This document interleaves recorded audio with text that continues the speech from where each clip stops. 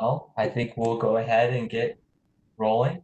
Thank you to everyone who is watching us on the live stream. It's ticking up pretty quick. So I'll introduce myself. My name is Jacob Schrader. I'm the Vice President of Student Government, and I will be moderating the Social Justice Forum with university and student leaders. Um, a national moment regarding racism in America started last month when a video was released of George Floyd's murder by the Minneapolis police. The hope today is to talk about what the ISU community is doing regarding social justice and what there is to be done. Over the next hour, we will introduce our participants. We'll have a couple of opening statements, and then we will discuss broad topic areas, including a couple of questions that will be submitted during this session. If you would like to submit those questions, please email our Student Government IT Director, Jacob Conn, at jdconn@iastate.edu. And his email should be in the description of the video, and I'll try and keep mentioning it throughout. But otherwise, we'll go ahead and get started. So in alphabetical order, and if our participants maybe just want to give a little wave as they're on the bottom of the screen. So we have Dean of Students, Sharon Evans, and we have Student Body President, Morgan Fritz, Associate Vice President of Public Safety and Chief of ISU PD, Michael Newton. We have President of the Black Student Alliance, India Robinson, and Vice President for Diversity and Inclusion, Reg Stewart, and last but not least, President Wendy Winterstein. So I'll ask President Winterstein, followed by Dean Evans and President Fritz, to give some opening remarks. Well, Jacob, thank you, and to Morgan and the other leaders of the Iowa State University Student Government for organizing this forum. Our communities around the country are suffering the news reasons for outrage and tragedy in the senseless killing of Black men and women. At Iowa State, our work begins with denouncing bigotry, white supremacy, racism, intolerance, and by embracing our principles of community.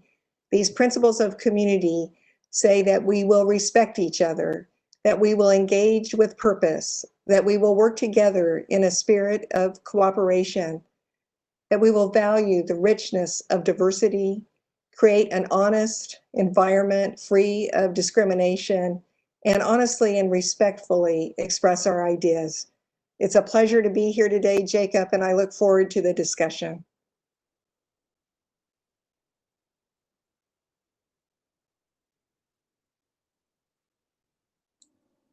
Well, good afternoon, everyone. My name is Sharon Evans, and I have yet to meet many of you. I am the new Dean of Students and Associate Vice President for Student Affairs. First and foremost, I want to say thank you to our student leaders for organizing this forum. I am in my first month as Dean of Students, and it is evident that our university community is highly engaged and committed to diversity, equity, and inclusion and issues of social justice. And this is a top priority for our leadership team. I truly look forward to our discussion this afternoon and to hearing from our students today as well as in the future. So thank you for having me. Hello, everyone. My name is Morgan Fritz, and I'm the President of Student Government. Thank you all for joining this conversation tonight, as well as everyone tuning in tonight. Also, a big thank you to Anna Olson and Ellie Crabb for really taking this on and organizing this. So thank you to them. But clearly, there is a lot of injustice that exists within the current state of our country. But I am so proud of the students who have stepped up. They're speaking out, protesting, and advocating for change. As a student, I want every single Cyclone to feel welcomed, included, and valued on our campus. And making sure that happens starts with conversations like this and continues with actionable items going forward. So I look forward to starting here tonight and continuing this on in the months to come. Well, thank you. We'll get started with kind of our first batch of questions, which I'll broadly call the campus community. So first, I'll ask Ms. India Robinson. So several of the questions that will be asked tonight were submitted directly from members of the Black Student Alliance. Many people listening probably don't know exactly what that is. And as president of the Black Student Alliance, Could you go over what is the VSA, why was it founded, and what does the organization look like today at Iowa State?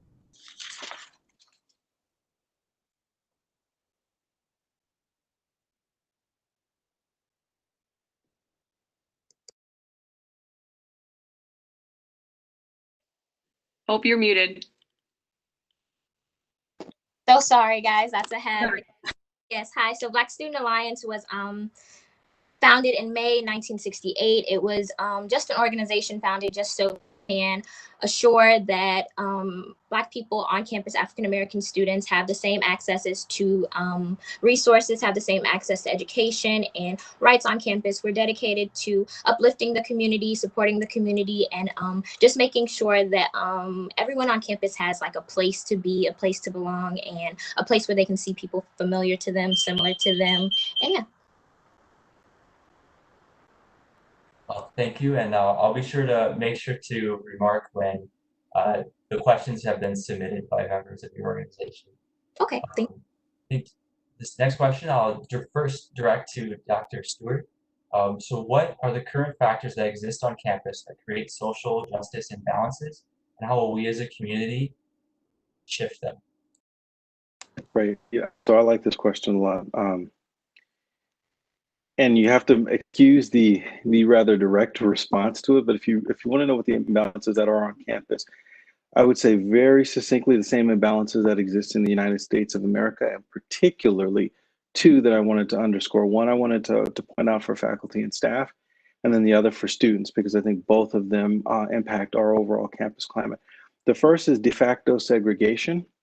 And for those of you who many of you know what de facto segregation, but for those who don't, that's that's the policies, practices, procedures that keep people in specific spaces that are not necessarily regulated by law. But de facto segregation was what created these inner city communities. It created it created a phenomenon of people really being holed up and sequestered in spaces. So when I say that faculty, staff, facto segregation, when you look at the disproportionate amount of faculty and staff of color, particularly on predominantly white campuses, they're almost exclusively concentrated working on diversity, equity, and inclusion issues.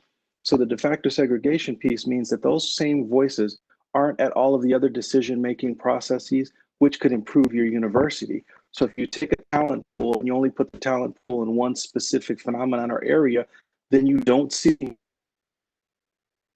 value of having a diverse workforce. So that's the de facto segregation piece that exists at Iowa State and most other large predominantly white institutions. From the students piece, I would say this chronic experience of othering, and you can put the othering in quotes, and othering effectively means when we refer to people as non-Black, right? In your language, in your rhetoric, in your communication, when you use non-Black, and I'm using a Black-white binary for this answer, but it can clearly be applied to numerous populations. This idea that you are somehow part of, you're an addendum or you're an ad hoc to a community. The goal of all of our work is to make sure that that erasure takes place and that you're not an addendum or an add-on, that you're a functional, viable part of the community. But it exists. It exists in society, it exists on campus. The list goes on, but those are the two that I really wanted to make sure that I gave some life to. The other piece I wanted to add to that is, so there's this expression, even my kids use it, when we talk about okay boomer, right? And this thing is really interesting to me, right? Because we have this push-pull between the generations, but if you look at the boomer generation and you look at the generation that's bringing voice right now, right? This generation is saying, we're not taking this anymore, right? We are going to take to the streets, we're going to take to the policies, we're going to push. And I think that this generation and the boomer generation, which was the champion behind the civil rights, actually have more in common than I think sometimes is characterized in the media. So part of the conversation about how do we reconcile this at Iowa State is to understand where those intersections take place. You have people who have long been involved in civil rights and social justice movements, both off campus and on campus. They can coalesce with student organizations and voices to really make real change. And then let me close it out. I don't want to monopolize the entire time, but I do want to underscore that the responsibility here should not and will no longer rest exclusively on the shoulders of people of color, right? because people are tired. And the weight of this is exhausting. And this is why you see these manifestations of frustration and anger, because it's a byproduct of feeling like you're carrying the entire bucket of water by yourself. I'll stop there.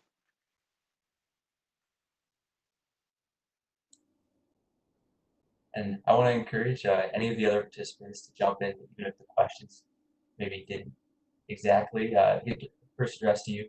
Thank you, Dr. Stewart. If anyone else wants to kind of address, I mean, I know it's a big issue, or some of the things Dr. Stewart said. I can definitely agree with your statement on just carrying the bucket of water like by yourself. As African-American students, and as an African-American student, a lot of times in just classroom settings alone, we are expected to be that representation of the Black student in campus when we are like one of a few in the class setting. So that's one thing that I can definitely agree with when it comes to that carrying the bucket of water. We are responsible for just making sure that everyone knows something or understands something when it comes to the problems or issues that do arise in the African American community. So very nice statement.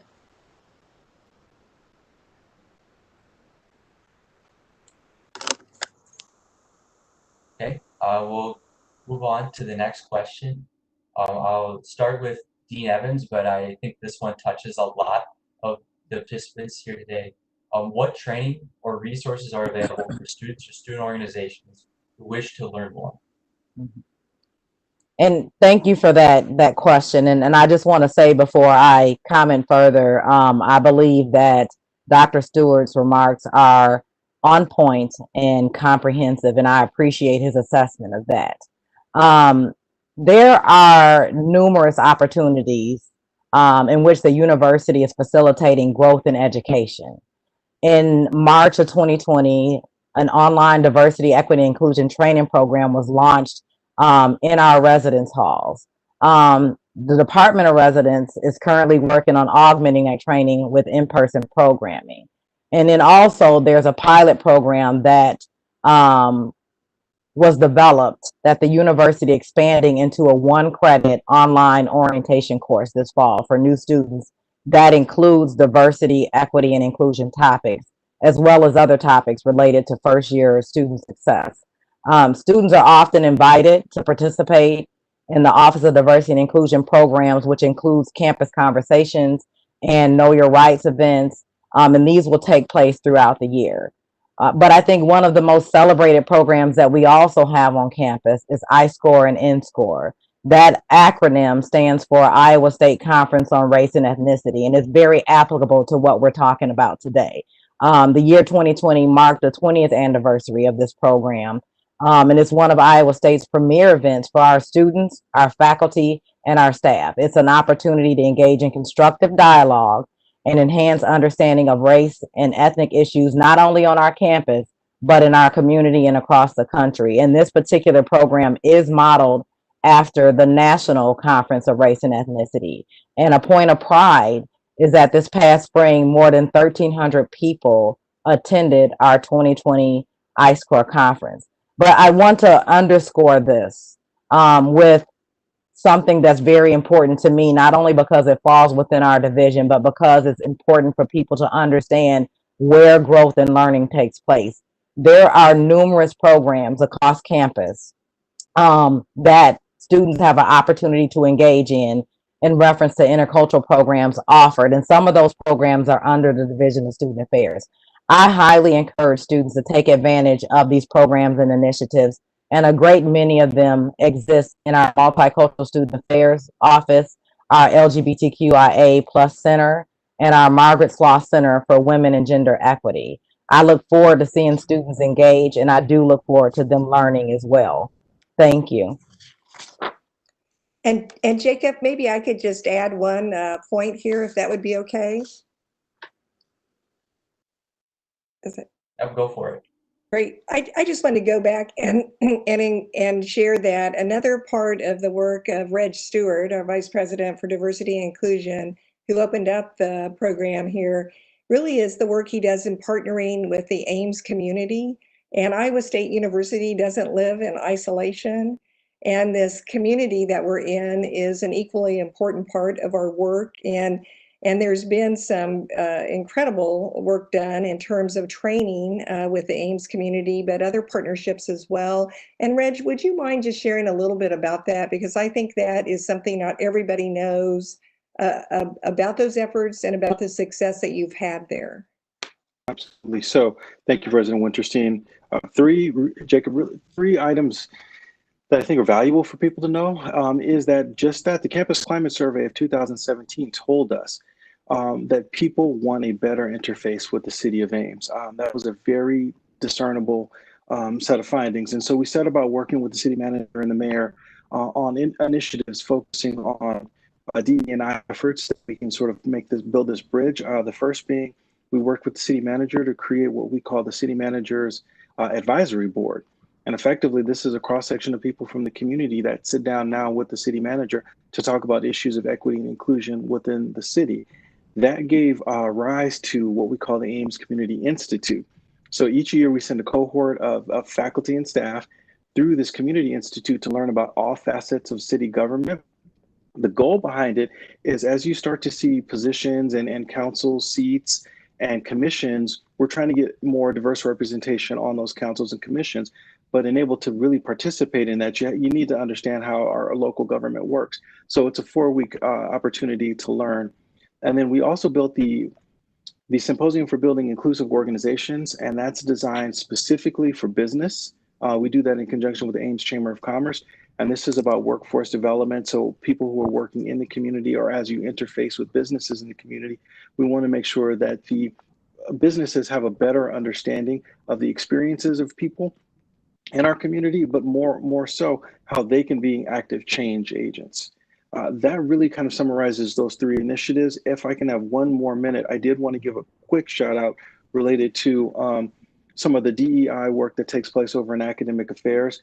A tremendous amount of the heavy lift takes place from our directors of multicultural student success.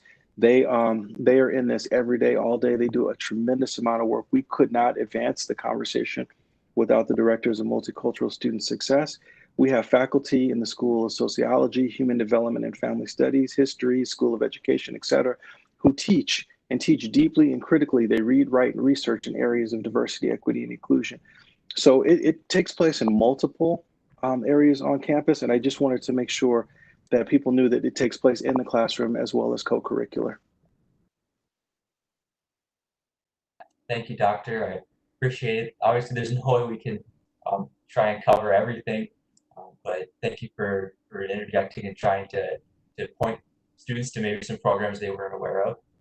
So I think we'll move into our next section. I do want to remind people that are listening to email JD Conn. It is in the video description if they have questions that they would like to be asked. But our second section, I will broadly call disciplinary actions and policing. And our first two in this section were submitted by members of the BSA directly. And that first one, I'll ask Chief Newton, how much does Iowa State fund ISUPD? And maybe get into a little bit of, where does that money come from? Yeah, absolutely. I appreciate that. First off, we'll talk about the Department of Public Safety. So it's a more holistic approach. We have police, parking, and risk management are part of the Department of Public Safety. But I know you all are interested in the police side and the police department side. So that's what we'll focus here on our discussion. Really, we're funded through both tuition, fees, and general state appropriations. Approximately $5.5 million is what the funding is for that. The police department consists of 57 full-time employees, including 41 funded positions for sworn police officers. I don't have 41 police officers right now, but that's what we're funded to have. Our police department tries really hard to be full and active partners in creating a welcome and inclusive overall campus experience for everyone that's here. And I think it's important to point out that we don't have just police officers with the police department. We also have full-time mental health advocate. We have officers who partner in bias incident response and are trained in that. We look at more of a community-centered, a community approach to the work that the folks here at the police department are doing. We also have some student services specifically that are focused towards students, like our ISU Guardian app. So that's our nighttime app that we fund so that folks feel safe walking home at night and can use that. Our Safe Ride program. We do, the funding also goes towards our self-defense courses and self-defense training. Also our sexual assault response team. So a lot of people don't understand that the police department funds I have 15 nurses on staff that are part of responding when sexual assault crimes occur, and they do those examinations. And then, I did mention the mental health advocate, but that's been a super important position for us to stop having necessarily law enforcement respond to those mental health calls for concern, but directing the funding more towards those social service aspects that are better handled by a person not in a uniform. And so we've really tried to shift some of the focus and shift some of our positions. Now, we still need the sworn police officers to respond to those things that happen out there, but we have to we are taking a more holistic look at, are there other things that we can fund that will have a better impact on the student experience and make people feel more welcome and invited here at Iowa State? Thank you, Chief Newton. I have gotten a comment that just to make sure everybody speaks loudly and clearly into their microphones. I'm not sure who the guilty party is, but that was a comment. So we'll go into the next question, which is also submitted directly from a member of Black Student Alliance, and that is, what will be the policies and consequences set for another possible occasion of discriminatory tagging on campus? In the past, it has been multiple. How will we as a university stop them? And I will refer that one first to Dean Evans. Yeah. Thank you for this question. And I had to think through a great deal before coming forward to answer this question, because it can be somewhat complex. But let me start by saying this. When a community member has been found responsible for vandalism, that's the first thing. The university will hold them accountable, and that person or persons will be subjected to disciplinary actions in accordance with our policies, such as the Student Code of Conduct. As a public institution and part of the state government, Iowa State is obligated to uphold the First Amendment, and therefore we cannot impose restrictions or discipline individuals based on the content of a person's speech or because we don't agree with their ideologies or belief. Now, this is the hard part to hear, and we completely understand why. The content protections that we're speaking about include protection of hate speech and expressions of bigotry. But when the speech at issue is a true threat or harassment as defined by our laws and university policy, that community member will be held responsible not only for the vandalism, but also will be disciplined for that threatening or harassing behavior in accordance to our policies. It's very difficult for me to provide an answer to what will be the disciplinary action, because there are factors that are different amongst every case, and there's mitigating circumstances, but we have clear policies and procedures such as our Student Code of Conduct that can answer that. But I want to also note that, in fact, the university does find these expressions of bigotry, these expressions of hate, not only reprehensible, but they are fundamentally inconsistent with our principles of community. So in response to this part of the question concerning how do we stop the behavior, one of the primary approaches is something that we've talked about earlier in the question, is that the university will continue to facilitate opportunities for community and individual growth through education and engagement. This includes our commitment to continue to educate the community about any harm or hurt caused by bias and discrimination. The university will also continue to condemn racist conduct. And finally, we will continue to support those individuals who were impacted by this, in addition to holding responsible those who violate our code of conduct or any other type of policy within the university. one of the things that I want to encourage people to do, especially our students, is to report these incidents to our campus climate reporting system when you witness them. I always say, if you know something, then you say something. The bottom line is that we're here as an entire community, and it's going to take a community to not only deter, but to stop any behavior. On a final note, I would like to put this out there as kind of my thoughts. And it's in preparation for what I consider a very exceptional and unique fall semester. So here's our reality.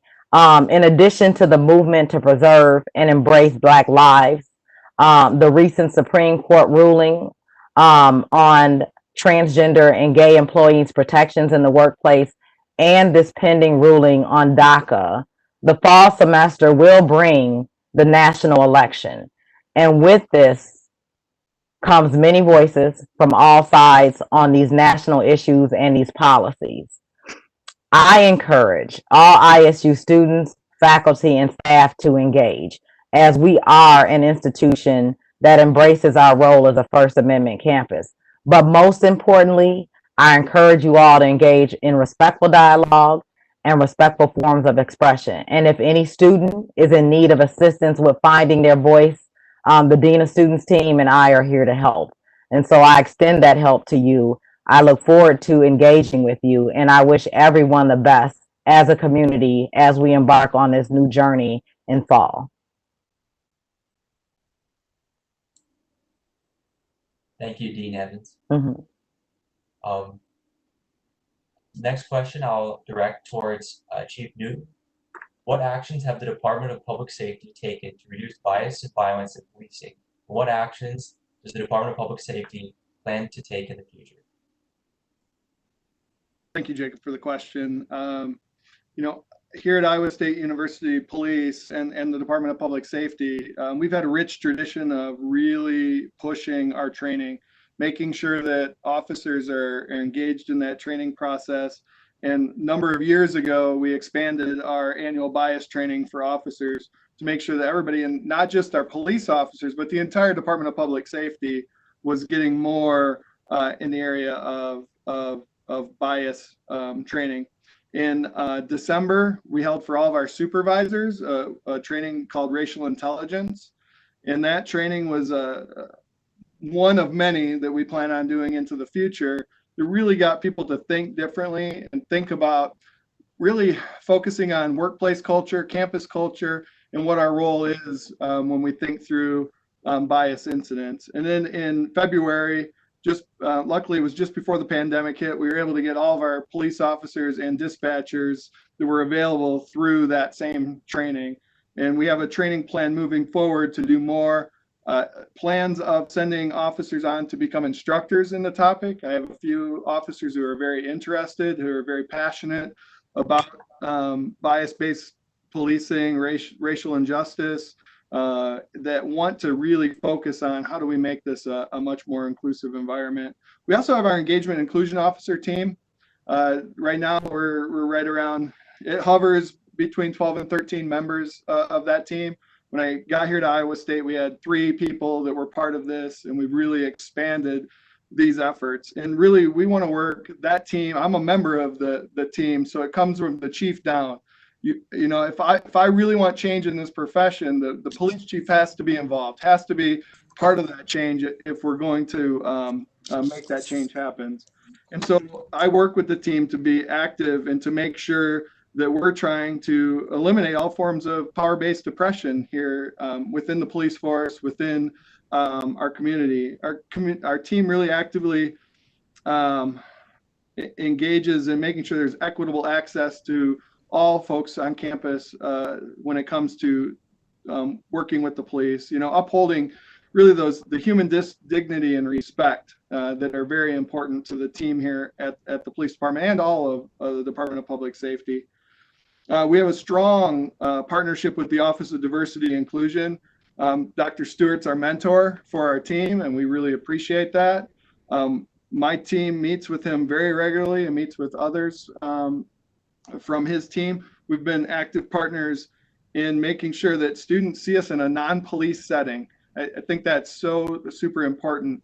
We've been active in the campus conversations. In many of those cases, we've led the campus conversations. We are involved in iScore and NCORE. I've had officers speak at NCORE, and unfortunately, we were accepted to have 4 officers speak this year at NCORE, and NCORE got canceled. So they're very upset about that because we were looking forward. I go to NCORE, I go to iScore because I want to, from the top down, we need to be involved in those efforts. It also goes to our training. Our training is really a 15-week training model, and part of the core competencies that are in there revolve around cultural diversity.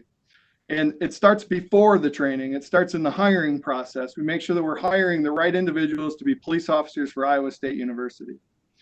But you also asked, I have way more I could say on this, but you also asked about really what are we doing to change policing, not just policing at Iowa State, but policing across the country. And we're active. We want to be active participants in that. We think we can have a model here in Ames, Iowa that others want to replicate. And we know when it comes to the Engagement Inclusion Officer program, we have other campuses and other communities that want to replicate that program. Yale University came to take a look at our EIO program.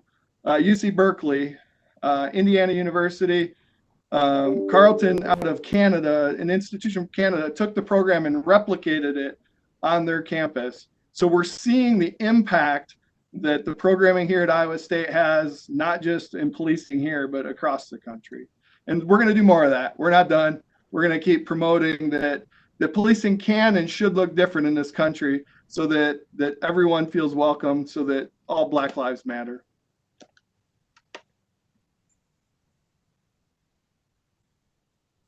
Thank you, Chief. We'll move on to our third topic area, which I will broadly call student and university interaction. Again, if you have questions you would like to be submitted, please email jdconn@iastate.edu. The link for that email should be in the video description as well. This first question I will direct to both President Winterstein and Dr. Stewart. So on June 11th, a plaque honoring W.T. Hornaday, who bluntly placed Black people in the Bronx Zoo, was removed from campus. The email announcing this action of the student body included information the Vice President for Diversity and Inclusion, Reg Stewart, and Faculty Senate President Carol Faber would co-chair a committee to create a recommendation for a formal Iowa State University renaming process. What time frame can students expect for a policy is adopted, and what other factors will the committee be looking at, along with just general thoughts on this situation? Well, thank you, Jacob. And I just began by sharing that here on Thursday, Vice President Reg Stewart and President of the Faculty Senate, Carol Faber, and I will be sitting down to talk about the composition of the committee. And so we'll be going through that process here this week and into next week. We want to make sure that campus is represented well on this committee, our faculty, our staff, our students. So we'll get the committee named, and then the committee will begin its work. It's really a policy development committee is the function of this group. So it will ensure through its work that we examine historic naming and honoring decisions in a consistent and well thought out process with well-defined standards. We must ensure that these principles uphold the university's high standards of integrity and commitment to academic freedom, and our aspiration to becoming the best land-grant university in the nation and creating a welcoming and inclusive campus. We're going to look at other universities who have created similar policies, as well as our own history on campus, to provide important insights and to guide the development of these guiding principles. I mentioned, I believe, in my campus-wide message that we were looking at the Stanford renaming principles. And if anyone has time to take a few minutes, they can go to Stanford's webpage, look down through what are the factors that Stanford considers, And you can see on their page that they consider 7 different criteria in their standards. So Stanford will be one university guiding principles that they'll be looking at, but there are other universities that this policy development committee will be looking at as well. And then I'll just ask Vice President Stewart, what would you add to that, Red? Thank you. I think that does sort of summarize the structure and the planning going ahead. We had tremendous response from faculty and professional staff inquiring about it. So within the past week, the number of emails that I've gotten on it. So we are looking forward to getting moving on it. But I did want to take one step back because Jacob, you said any thoughts we had on it. So since you asked me, I'm gonna give it to you. And it's this that this was brought to our attention by students. Students are change agents. And since 1968, since the Third World Liberation Front at San Francisco State, people have been pushing for change and recognition and representation. It's our students, right? This is part of a legacy. And so I was extremely proud of the fact that this was brought to our attention by students. And to underscore that, I did want to also recognize our collective, that is Students Against Racism, that the Office of Equal Opportunity and the Office of the Vice President for Diversity and Inclusion have been meeting with Students Against Racism really since the pandemic, since we all went to these virtual platforms to continue the conversation. So I don't want anybody to think that because we've been remote that we haven't been working with student voices, our student activists, and this is another manifestation of it. We're ready to get to work on it.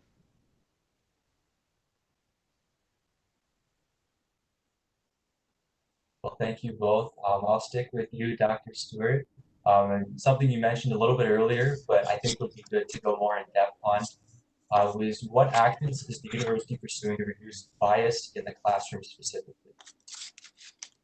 Okay, so I'm gonna have to allow me to have notes on this one, largely because this is housed in our academic affairs, and so I want to recognize the team that works in academic affairs to bring forward this type of transformation.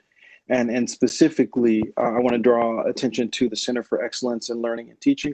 I do want to put the caveat that that training, education in a virtual platform, in person, that in and of itself does not change climate and culture. It impacts it. And so we're acutely aware that the training, the conversation is only part of the conversation, but this is a concerted effort under the leadership of Provost Wickard that we try to advance this type of impact in the classroom. So the Center for Excellence in Learning and Teaching, CELTS, as we refer to it, really has effectively 3 tenets behind the Inclusive Classroom Project. The first is focusing on course design and how you intentionally teach on a day-to-day basis, the prep work that goes into bringing a diverse curriculum, the evaluating and assessment, and the work that it takes for you to be able to do that in mastering content. Not everybody has this coming through their graduate and PhD programs, so it's always a development, it's always a learning process, and CELTIS helps our faculty guide that process. The second is discernment, and this is for faculty introspection, and it's saying what biases do we carry into the class, and then how do we manage classes based on that bias. All of us have to be aware of it. When I'm teaching in front of a class, when I'm doing a workshop, I always lead with statements like, I'm a Californian, right? And as such, I come with this very specific West Coast optic on diversity, equity, and inclusion. If I don't put that out there, then the way that I look at this, the language, the communication, even my body and mannerism style doesn't always land for people who are not from that part of the country. So the discernment is being very aware of how you enter the space, especially when you're the professor of record. And then also the final is the sense of belonging, is the work on how do we erode old inequities, power imbalances in the classroom. And this is using strategies that promote a sense of belonging, critical elements of student learning. The goal is all about how you teach. So some of this is what you teach, the content, and the other part is how you teach it. And this is a constant work in progress, whether you're a brand new faculty member or whether you're a seasoned faculty member. We always say that this is a perpetual work in progress for all of us, including the Chief Diversity Officer. In spring of 2020, 41 departments, or 69%, completed this inclusive classroom training, with reached over 1,000 faculty members. all the departments were scheduled to participate, but because of COVID, 18 sessions were canceled, and those are 18 sessions that will be rescheduled. 93% of the faculty participants have identified specific improvements that they can make in their courses. And this is important, using those numbers and those metrics to show that we are registering this, but we realize that this alone will not completely change how the classroom experience manifests, particularly for this conversation's purposes for our Black students. But we have to start somewhere, and I think CELT is doing an excellent job of moving this conversation.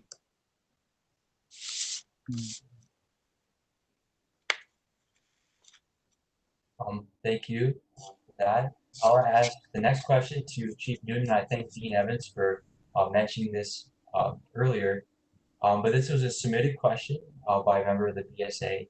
To what extent will students be able to challenge and or protest during the academic year if needed? Yeah, thanks for the question, and it's an important one, and you should feel free to protest, right, during the academic year if there's a need and people feel that that's a way to get the message out. Here at the university, we fully embrace our role as a First Amendment campus. We're here to help facilitate that as part of our community. We really, want to make sure that people are encouraged to come out respectfully. Following the principles of community is important as we're having these dialogues, but peacefully protest, rally, get your message out. We here at the police department, we're here to help facilitate that. We're here to assist in planning.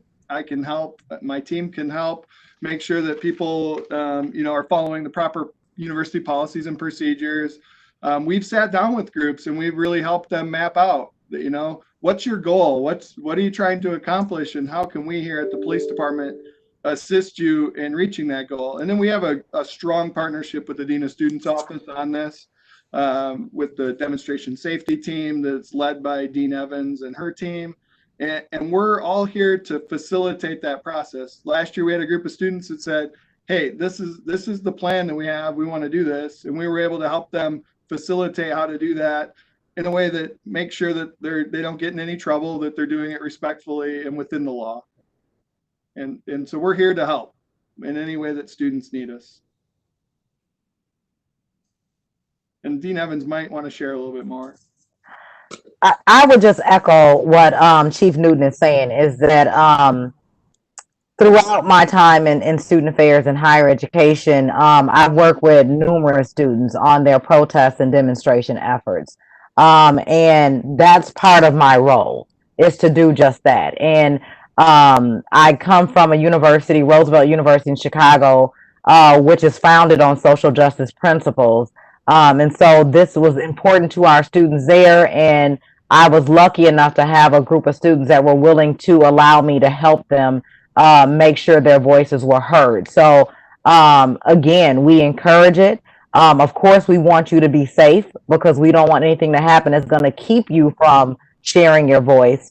And we also want to do this in a way that is actually impactful in the manner in which you want it to be impactful. So again, I offer the invitation. If you need help, if you want feedback, please do not hesitate to come to me or anyone in the Dean of Students office, but also everyone that's here on this panel today. We share the same sentiment and reference to supporting our students in times of ensuring your voice is heard.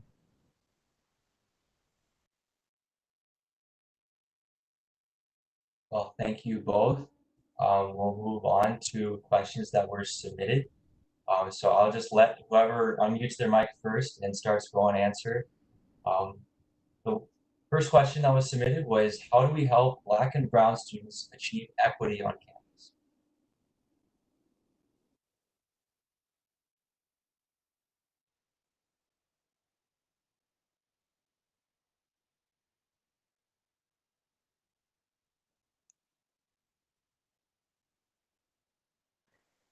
Hi, through Black Student Alliance, one thing that we do is in our general audience meetings that we host, we typically go over not just political, but we go over professional development. So if they ever want to reach out to us to get us to throw together that one meeting that they want to advocate for that things. We can go over the processes and steps that can go along with that. So definitely reaching out to us as an organization on campus, whether it's our vice president, the president, our advisors who host at the Multicultural Center on campus, and so many routes that you can reach out to us and have us just throw together something so we can make sure that we're getting out that information so you're not alone in that equity that you are trying to provide on campus. Yeah.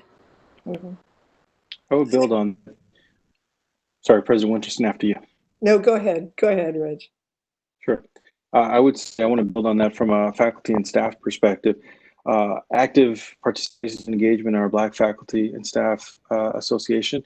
This was a great noontime activity. It was our virtual Juneteenth celebration, and it was a lot of fun. So there's opportunities for you to engage and build community, whether you identify as Black, African American, Pan-African, or you want to learn more about the culture. There's always participation opportunities. But then the second piece I'll add to that is I really, really, really need you to educate yourself. And what that is, and there's a lot of internet talk on this, is being very mindful not to walk up to someone and say, hey, I really want to be involved. What book should I read? Take some initiative, use Google, use Siri, use Alexa, ask for recommended reading list, right? Because the reality is if I want to learn more about the Greek or Roman Empire, I don't call the history department and ask them for what book to read. You know, I use some natural motivation and inquiry to go do this. So part of what this is saying is you have to be a participant in this society. And so when we're talking about Black lives and Black engagement, what this really means, be part of the conversation. You don't get to be a voyeur anymore. You don't get to be a fly on the wall and just sort of watch this unfold. You actually have to dig in.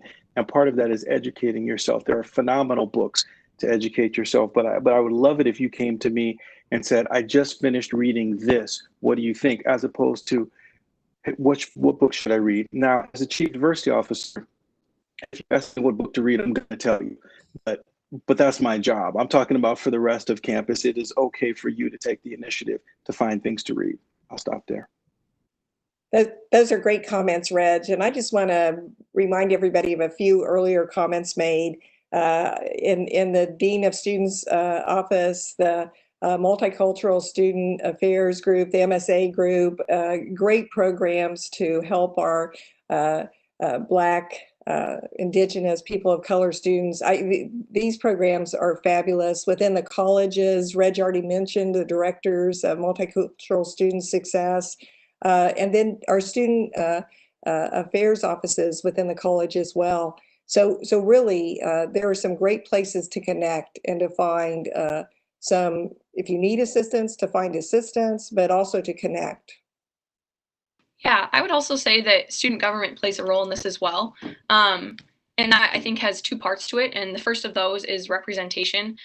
So we are here to represent all students and kind of be a liaison between students and the university. So if there are ever issues or things that need changing, please come to us, reach out to us. We really want to be a part of those conversations, you know, try and make campus as best as it can possibly be for all students. Additionally, you know, get involved in student government. There are committees that open up during the fall that impact all areas of campus, and we'd love to have a lot of students on those. Additionally, funding is another thing. We allocate the student activity fee to various, you know, organizations, events, and individuals. And so if there are ever, you know, social justice conferences across the country that you would like to attend, we can provide funding to go to those. If there are ever an event that you'd like to see on campus that we are lacking, you can come to us for event funding and, you know, plan that and get that on our own campus here. So that's kind of student government's role in that. But, you know, please reach out to us, get involved. We would love that. And if I can comment, Jacob, if that's okay. And, you know, part of my role as Dean of Students is to be able to communicate the nature of the student body. And part of that is my being able to know about when there are inequities that are happening to individual students or groups of students. And so one of my big pleas is to communicate with us when there's something that is not right. It's inequitable, it's discriminatory. We realize that in functions that are this large as an institution, sometimes there are things that are so ingrained, it's not very clear until someone brings it to our attention.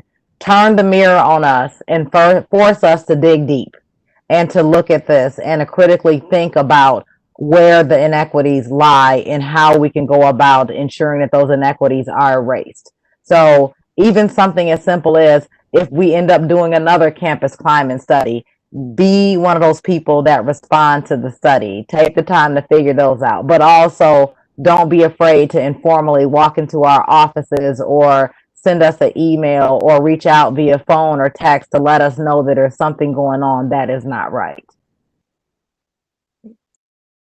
And Dean Evans, I'll stick with you real quick on that point. Someone asked a question of, who should they reach out to if they feel they have been treated unfairly or if they don't feel safe on campus? So I think that kind of ties into what you were just saying, if you want to kind of just specifically address if they don't feel safe on campus. Okay, so I'm still learning. I'm going to say that. So I'm going to try to recite the avenues that I'm aware of, and I'm going to ask my colleagues and the president to chime in if I miss something. Number one, obviously, the Dean of Students is a wonderful starting place. If you're not sure where to go, you can start with us and we'll get you to where you need to go. I think we mentioned earlier that we have this campus climate reporting system as well. And Reg can talk about, Dr. Stewart, I'm sorry, can talk about the impact of when students use that system and how that helps us to be able to respond and plan strategically. But I also think that in any immediate situation where you are not feeling safe for whatever reason, that's where our Chief Newton and our ISUPD come into play. But just about any professional on campus, including our faculty and our administrators, are prepped and ready to assist any student that has some issues or feel as though they're unsafe. And I'll ask my colleagues to chime in.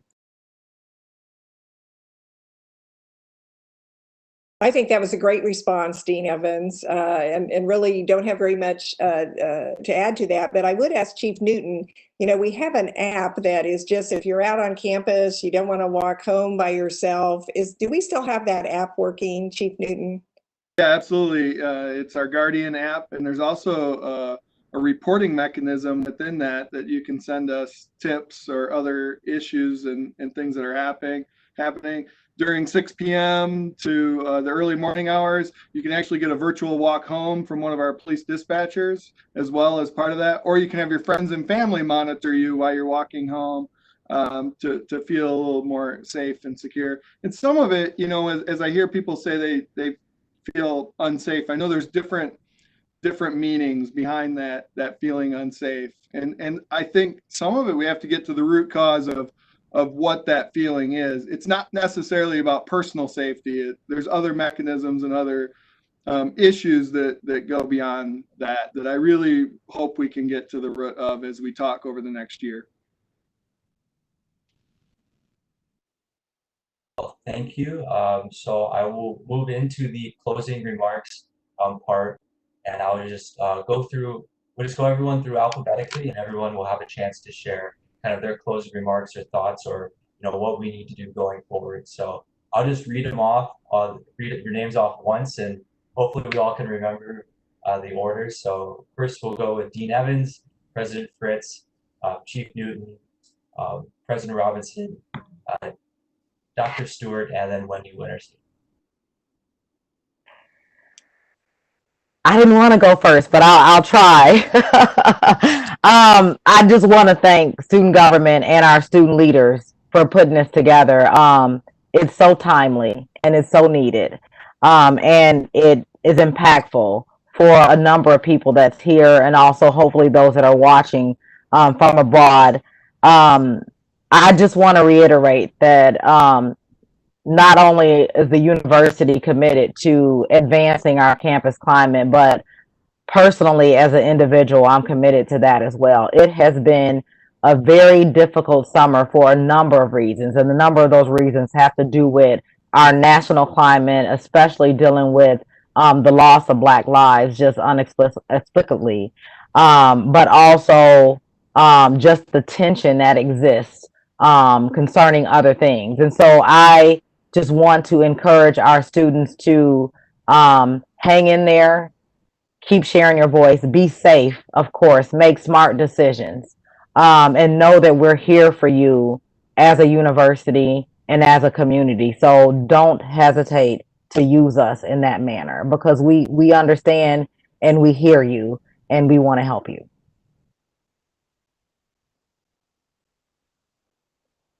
Yeah, so, as students, we're here to receive an education, and that is not just education within but that's education, outside as well. So, we're here to learn from each other, respect each other, and act for each other.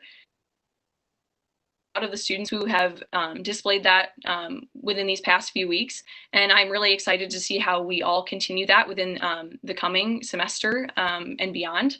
And so, the injustice that we see within our justice system is not something that, fixing that does not just fall on the people who want to be police officers or prosecutors, et cetera. That falls on every single person, because it's a much larger system than that.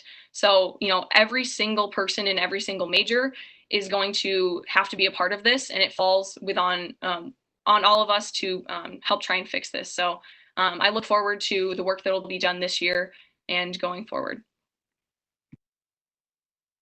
Thank you for inviting us to this. I really appreciate it. And I want you to know that I'm open to come and speak with any group that wants me or anybody on my team to come in and speak, answer questions, answer the tough questions. I'm there. I want to be part of the solution. Feel free to meet with me individually, one-on-one. I had some folks I met with today to talk about this very topic, and it's important. Ask me to join our student advisory board. I have a student advisory board. Not everybody realizes that, and it's a great group. I will tell you the week-long training isn't going to solve the issues that we have in law enforcement. I'm going to tell you that this has to be something that we change at the core. It's going to take a true core change, and it starts from the beginning, from our recruitment, our hiring, all of those processes that we have. And we have to teach respect, and we have to teach our police officers that they have to think differently than we once thought. We're here for the entire community. I want people to know that. And we want to be part of the solution. I do believe that things that we're working on here and doing here in Ames, Iowa, and Iowa State can really have a lasting impact beyond our campus and beyond our community. And that's one of our goals. The vision for this department and this organization is pursuing excellence in public safety while moving forward, building community. Building community is one of the things I've strived for since I got here, and it's something that I will continue to push for this organization. We're about actions, not just words. That's important to me. We're going to be there right alongside. We're full partners and we're allies in this together. And I know we can make a long-lasting positive change and make Ames, Iowa, Story County the most welcoming and inclusive place for everyone here. I'm in the fight with you. I'm here to be with you. I'm here to support, and I'm here to change the culture and change what's happening here at Iowa State. So thank you. And yeah, my closing remark would basically be that we as Black Student Alliance, we welcome the vulnerable, we welcome the ones who want to be educated in our general audience members, meetings, and all of that, and all of our events. We really want everyone to feel welcomed in that community space, whether you're African American, brown, or any descent. We just really want everyone to feel welcomed in that environment. If you are seeking to be educated, if you are seeking to learn more about the community, learn more about the things we go through, learn more about the changes that we are trying to make. So always feel welcomed with us, always feel welcomed with our organization. And yeah. Thank you. I would like to express appreciation for Jacob and Morgan, specifically for centering this conversation on Blackness. When you work in diversity, equity, and inclusion, all too often, people call me and say, will you come do a talk on diversity? And then a day or two later, they'll say, diversity is not just race, right? And then if it is on race, they're like, diversity is not just black and white. So effectively, what we have done is we have cut the conversation about the Black experience out of diversity, equity, and inclusion. And I am appreciative. This is year 5 for me at Iowa State University. I do think this is the first time as a forum that we focused on the Black experience And I think that that's growth. And I just wanted to say that I appreciate this. Well, I also want to thank our student leaders and all of the panel members today. I think this has been an excellent conversation. I guess I'd like to begin by just saying, if anyone needs help in any way this summertime, not just when we get back to school in the fall, but if our students need help now, whether it's about any fears, anxieties, stress, I hope they will reach out. So you have met and spent some time today with Vice President Reg Stewart, with Chief Newton, with Dean Sharon Evans. And so whether it's one of those individuals or it's the Thielen Student Health Center, we have resources to help you if you need any assistance during the summertime. And I know there's a set of other actions going on through Vice President Stewart's office, through the Dean of Students. So stay engaged with us as we go through the rest of this summer. It's clear, given the terrible things that have happened just in the last few weeks, that change has to occur. This is the moment where we can all join together and truly create the community that we want to have, a community of care and empathy and welcome for everyone. And so that's what I'm committed to as president of Iowa State University. And I look forward to working with all of you to achieve that. So thank you again for the opportunity to be with you today. Well, thank you for everyone that tuned in. This video will remain on the Student Government YouTube page for forever. So please refer back to it or share it with people that you know if you found the conversation useful. Everyone in this forum, as well as I'll do it myself, please reach out to any of us if you have any issues or if you have questions or concerns. And together, hopefully we can make this a year of change and have that year last for the foreseeable future. Thank you, everybody. And